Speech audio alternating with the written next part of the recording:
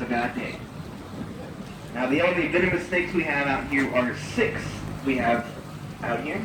There are 38 different species of snake in the region, but we just have 6 venomous ones.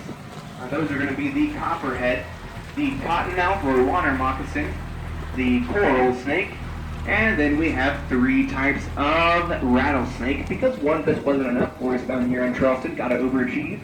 We're going to have the pygmy rattlesnake, the canebrake rattlesnake, and the eastern diamondback, all of which are things you do not want to mess around with. Looks like there might be an alligator here to the left, but maybe not. Sometimes there is one that likes to hang out in there, although not show himself too much. And sometimes make out just his tail or part of him, but he is not back there today.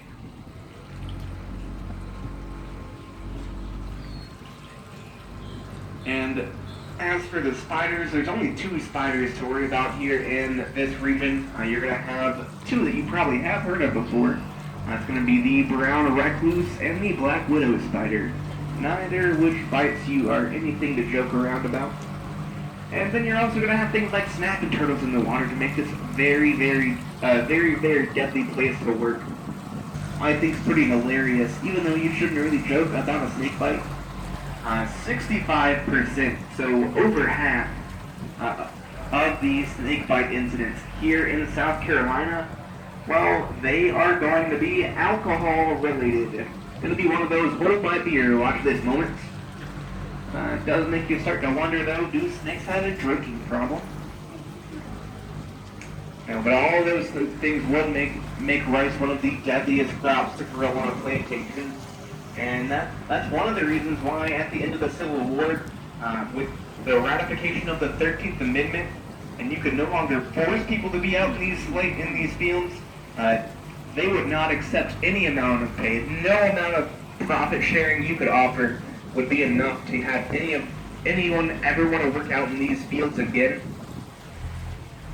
And the other thing that would happen to these fields that would absolutely ruin the rice production in this region, well, that would be the Union soldiers that came through by the Union soldiers. Well, in addition to burning down houses, what they would do is break up these burns, dikes, and levees that made up these fields.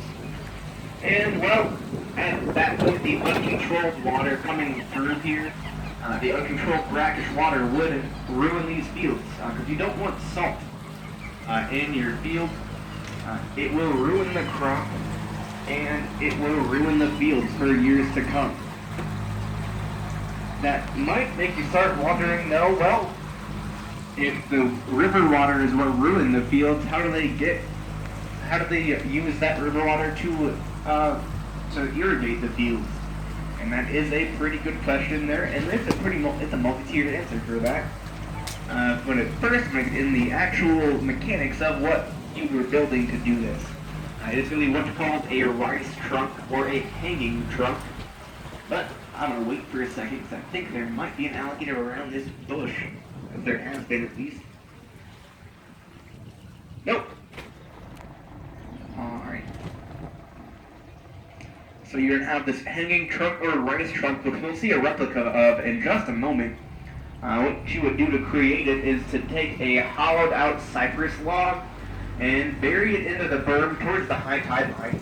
And then you create a gate or lock system and put that in place. So you can open and close those to let water flow in and out as needed.